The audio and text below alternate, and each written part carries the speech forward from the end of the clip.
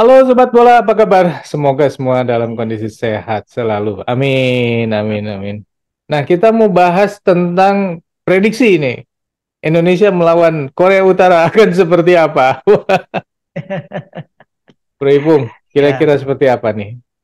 ya memang pertandingan ini kan pertandingan yang paling menentukan buat langkah Indonesia ke eh, fase berikutnya atau tidak gitu loh. Mhm, mhm, Sementara yang kita lawan adalah negara yang secara kekuatan itu sangat misterius belakangan ini ya.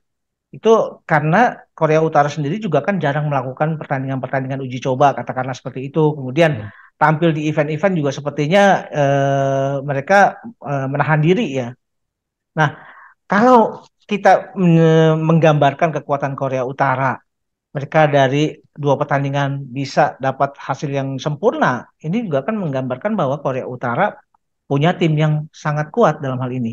mhm, Apalagi kalau kita melihat bagaimana mereka bisa menceploskan bola di menit-menit awal, sampai katakanlah menit ke-7, menit ke-12, menit ke-20, itu kan artinya daya dobrak mereka memang dari sejak awal begitu kuat. mhm, Cuma yang bisa kita katakanlah sedikit bernapas lega ya, dengan mereka sudah menghasilkan 6 poin dari dua pertandingan dan sudah hampir pasti lolos ke fase berikutnya, tentu sepertinya mereka akan menahan diri mhm, untuk tidak lagi melakukan permainan yang ngotot dari sejak awal. mhm, Ada kemungkinan mereka akan lebih sifatnya mereaksi apa yang dilakukan oleh timnas Indonesia. Sementara berbeda dengan kondisinya dengan tim kita, tim nasional kita ini karena ada keharusan untuk menang, makanya dari sejak awal sudah harus melakukan inisiasi serangan, gitu loh bro. mhm. Ya, Walaupun kita tahu dari dua pertandingan itu kan ternyata banyak sekali lubang yang kelihatan, terutama sekali lubang yang sangat kelihatan adalah bagaimana efektivitas serangan kita di depan. Kemudian bagaimana lapangan tengah bisa kemudian menjadi sentral dari permainan. mhm, Ini kan dua dua ini ya, dua lini yang sebetulnya kelihatan sekali ininya ya, kurang bisa maksimalnya. Di mhm, tengah tidak ada pemain yang kreatif dalam hal mhm, ini ya, yang bisa kemudian mendistribusikan bola dan tahu cara mendobrak pertahanan lawan. Kemudian di kiri dan kanan karena mereka lawan-lawan mungkin juga sudah terinfo ya bahwa Indonesia punya kekuatan dari permainan-permainan sayap. Yang saya khawatirkan permainan pemain sayap kita ini kemudian sudah diantisipasi. Makanya lapangan tengah ini yang bisa menjadi gelandang-gelandang yang kreatif itu yang dibutuhkan mhm. gitu loh. Ya, Walaupun kalau kita melihat gelandang kreatif kita itu stok yang dibawa Indra Safri ini memang terbatas dengan cederanya Beckham Putra. Hanya mhm. menyisakan Sahrian Abimanyu gitu loh, Bro. Ya, Nah, tentu dari staf kepelatihan juga tahu artinya mereka yang paham betul dengan karakter-karakter pemainnya. Siapa yang bisa kemudian mengambil alih peran sebagai gelandang serang yang kreatif. Apakah itu tetap diserahkan ke Sahrian Abimanyu dengan catatan Sahrian jangan bermain terlalu ke dalam gitu loh. mhm, ya, Sahrian jangan mencoba-coba untuk menjadi gelandang pengangkut air yang mhm, berusaha membuild up dari bawah. Cukup Sarian adalah gelandang yang sudah bisa memposisikan, yang sudah punya apa ya, punya rencana apa yang akan dia lakukan sebelum dia menerima bola. mhm, Tapi itu hanya bisa dilakukan kalau ada pergerakan-pergerakan tanpa bola yang dilakukan oleh ininya pemain-pemain lain gitu loh. mhm, mhm, Biar itu juga memudahkan buat gelandang untuk bisa katakanlah memproyeksikan apa yang harus mhm, dia lakukan gitu loh bro. mhm. Saya ada dua kekhawatiran, bro. Iya, Kekhawatiran pertama adalah eh, Korea Utara itu tidak punya pilihan untuk bermain seri, tapi pengen menang. Nah ini yang kekhawatiran pertama ini kalau misalnya mm-mm. Korea Selatan sudah membaca nih, wah Indonesia kayak mainnya kayak gini nih di dua laga nih ya. Ya, Maka dia sudah merancang sesuatu, pokoknya sebelum 20 menit menang, gol mm. buat mereka misalnya. Itu yang kepikiran sama Ya, saya ini. Habis itu ya, mereka santai gitu kan. ya, Karena sudah mengantongi gol, sudah memenangkan laga. Iya. Itu yang pertama. Yang kedua, kekhawatirannya adalah permainan Indonesia melawan Korea Utara adalah seperti yang dilakukan melawan Cina Taipei dan juga Kirgistan yang kemudian bisa diantisipasi oleh Korea Utara alias tidak ada taktik lain gitu loh. Iya, iya. Ya memang gini, saya pikir ya mengenai alternatif pertama ya, kekhawatiran pertama, saya sih melihat bahwa kalau misalkan Korea Utara juga berusaha tidak lagi memproyeksikan bermain seri katakanlah ya, atau Hmm, bermain bertahan, itu juga kan sangat mungkin ya bisa bisa terjadi. Tapi saya pikir pilihan yang paling bijaksana, mengingat ini adalah apa sebuah event, artinya dari pertandingan satu ke pertandingan lain, ini juga kan harus dipelihara ya, bagaimana hmm, cara memanagenya. hmm, Saya pikir pilihan yang paling bijaksana buat Korea Utara adalah tidak melakukan apa yang Bro Eri sampaikan tadi, bahwa mereka hmm, memang memproyeksikan untuk menang, karena hmm. posisi mereka sudah aman gitu loh. Ya, ya, Sedangkan mereka tahu bahwa di fase berikutnya lawan-lawan yang dihadapi pasti lebih berat dari lawan-lawan di fase grup. ya. Jadi saya pikir pilihan dari coachnya Korea Utara mungkin akan lebih bermain aman ya, bermain bagaimana bisa tidak sampai katakanlah kecolongan gitu loh Hmm, dari timnas kita dengan memperkuat barisan tengah dan belakang. Sementara permainan di depan hanya mungkin mengandalkan pada permainan serangan balik gitu loh, hmm. transisi, permainan transisi saya pikir. Ya, ya. Nah, ini berbeda dengan Indonesia. Indonesia kalau kemarin posisinya formasi masih 4-3-3, mungkin kali ini kita tidak lagi bisa memaksakan ini ya formasi yang seperti itu. Hmm, Kita harus bisa merebut lini tengah dengan hmm, menumpuk pemain di situ. hmm, Katakanlah tiga pemain di belakang ini Rizky Ridho, Andi Setio dengan M Haikal, katakanlah ya seperti itu ya. Itu yang diturunkan. Kemudian di tengah itu bisa di kiri M Haikal atau M Haikal ya saya pikir sebagai gelandang sayap. hmm, Kemudian di kanannya itu mungkin masih bisa diisi oleh Egy Maulana. hmm, Kemudian ada Taufani atau Ananda Rehan yang turun. Kemudian ada Rahmat Irianto dan Sahrian Abimanyu.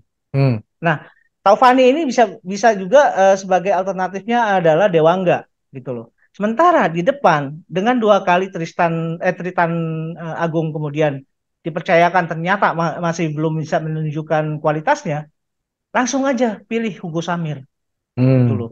Sebagai striker, Ramai Rumakik tetap di kiri. Kemudian Egi mencoba di kanan gitu loh, Bro. hmm. Dan ini juga saya pikir komposisi yang sangat menyerang gitu loh.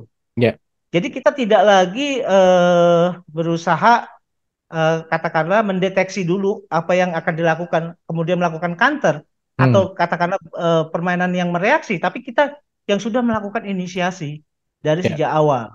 ya. Tapi Dan kan kiper, kita jangan salah, kiper harus Hernando Ari ya. Tapi kan kita gini, kemarin kan kita sempat bahas nih waktu sama Cina Taipei itu kan kita sebelumnya diprediksikan, wah alangkah lebih baiknya kalau Indonesia menerapkan pola 3-4-3 gitu ya, di mana di tengah lebih banyak pemain sehingga Ya, unggul lini tengah kan. Tapi kenyataannya kan enggak. Yang ya, diturunkan adalah 4-3-3. Ya akhirnya kita tahu bahwa di lini tengah kita akan mengalami kesulitan untuk menyeberang kan gitu kan. Bola dari betul. Indonesia tidak bisa menyeberang lini tengah mereka. Nah ini kan kita sekarang bahas seperti ini juga nih, tiga di Ya, belakang, empat di depan, empat di tengah, tiga di depan gitu. ya. Jangan-jangan nanti keluarnya 4-3-3 lagi, karena mungkin bisanya itu. Maaf. Enggak lah. Saya pikir gini lah. Eh, ini kan tentu dari Coach Indra Safri sudah melakukan evaluasi ya. Mhm, Bahwa ketika mereka menghadapi kebentuan, jadi percuma aja dengan formasi yang dilakukan apapun bentuknya, entah mhm, 5-3-2 atau 4-3-3 atau berapa apapun formasi yang dilakukan, mhm, selama tidak ada progres dan tidak ada kreativitas untuk merancang sebuah serangan, itu juga percuma gitu loh. mhm, Jadi yang paling penting sebetulnya kita bisa merancang sebuah skema pertandingan seperti ini.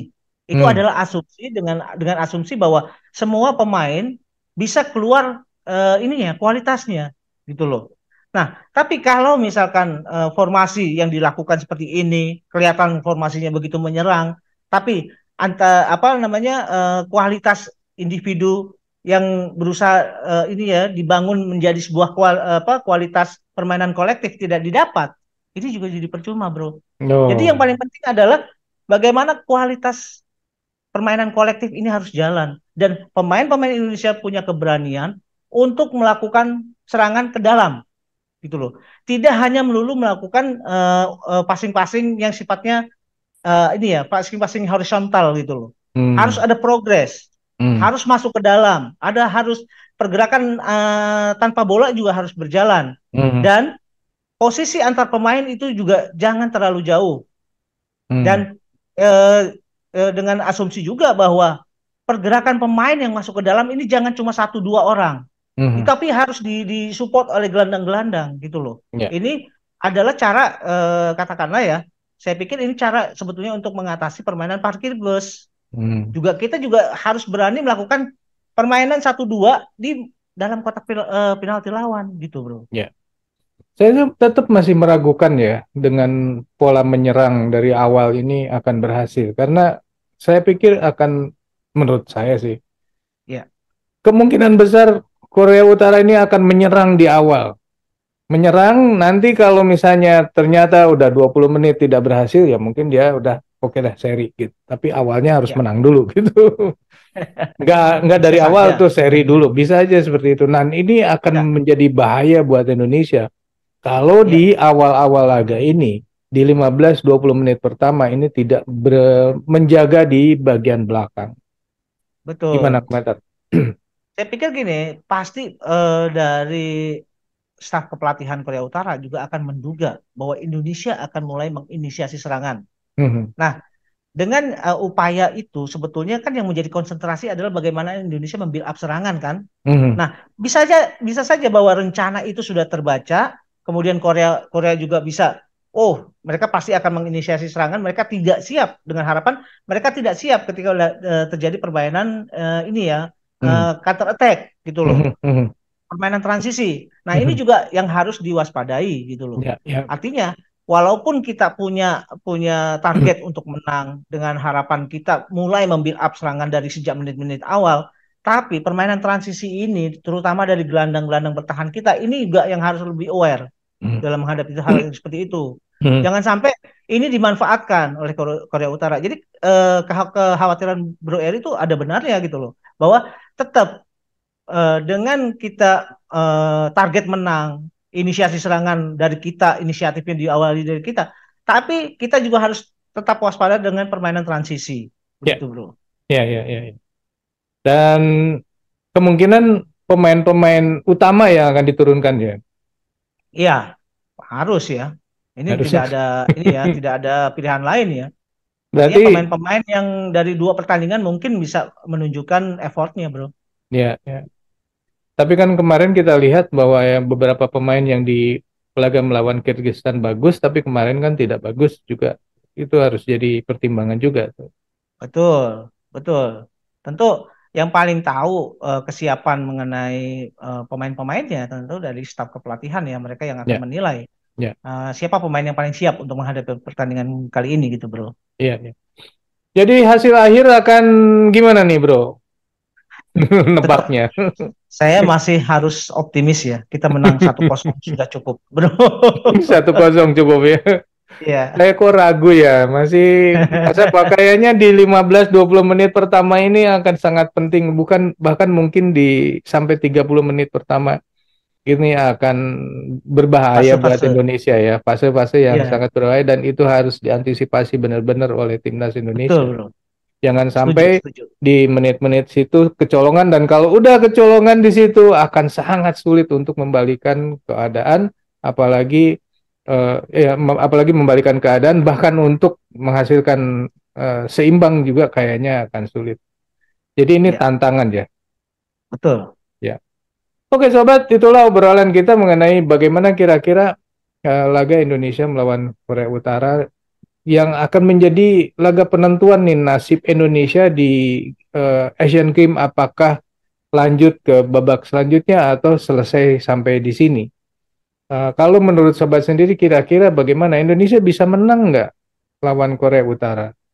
Dan apakah benar bahwa di 15-30 menit pertama ini akan menjadi menit-menit yang sangat krusial bagi timnas Indonesia?